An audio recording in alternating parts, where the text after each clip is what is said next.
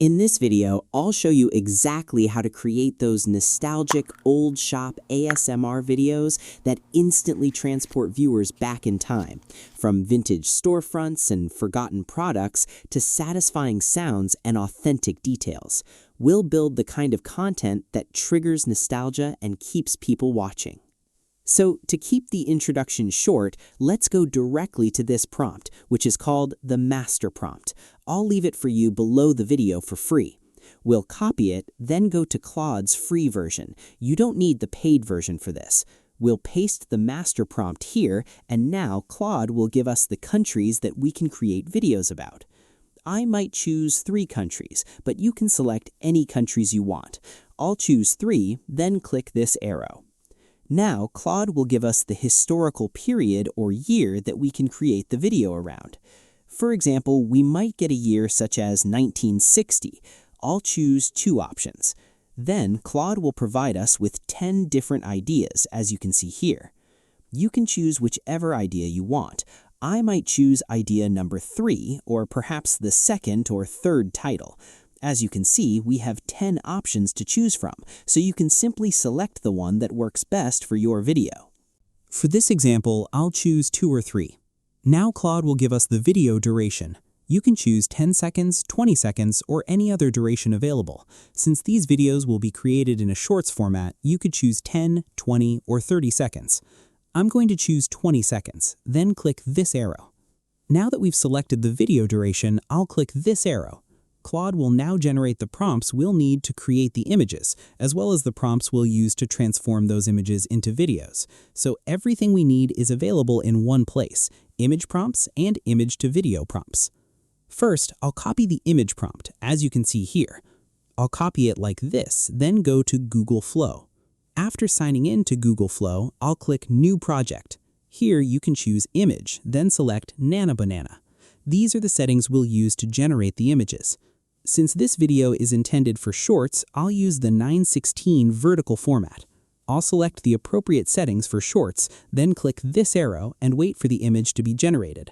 Make sure you select the correct dimensions, exactly as shown on the screen. We'll wait for the image to finish generating, and then we'll move on to converting it into a video. As you can see, once the first image has been generated, I'll click these 3 dots and place the image in the prompt reference section.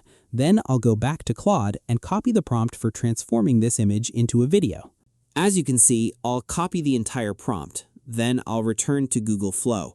Here you can choose the following settings. Select Video, then choose the vertical format, set OmniFlash as the model, set the video duration to 10 seconds. Once all the settings are selected, I'll click this arrow to generate the video from the reference image. And here is the video we got. As you can see, I'll play it like this. Just look at the result. The video looks highly professional, with smooth motion and a strong visual style. Now, the next step is to create the second video based on the first one. After playing the first video all the way to the end, wait until the video reaches its final frame. Then, move your mouse over the video and click the image icon. From there, save the final frame. We're going to use this final frame as the starting reference image for the second video. In other words, this final frame will become the reference image for the second video, allowing the second video to begin exactly where the first video ends. This helps us maintain visual consistency and continuity between the 2 clips. Now, I want to give you an important tip, because I ran into a problem while doing this. If the extracted frame appears completely black, do not continue creating the next video using that black frame. The result will be completely different from the previous video, and you may lose continuity. Instead, all you have to do is go to the final frame of the first video and take a screenshot of that final frame. Then download the screenshot just as I'm showing you here. This method will give you a much more consistent result. However, you only need to do this if you encounter the black frame problem. Do not automatically take a screenshot every time. Simply use the screenshot method when the extracted frame appears black or incorrect. So in this case, I'll take a screenshot of the final frame and use it as the new reference image. I'll upload the screenshot here, just as you can see. Now we'll wait for the image to finish uploading.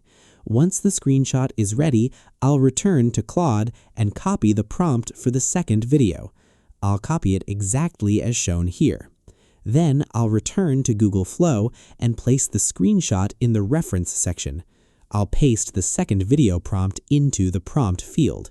I'll leave all the video settings exactly as they are. Then I'll click this arrow and wait for the second video to be generated. Again, this screenshot technique is simply a solution for the specific problem where the extracted final frame appears black. If the frame appears normally, exactly as it should, then you do not need to take a screenshot. Just continue using the extracted frame directly as the reference image for the next video.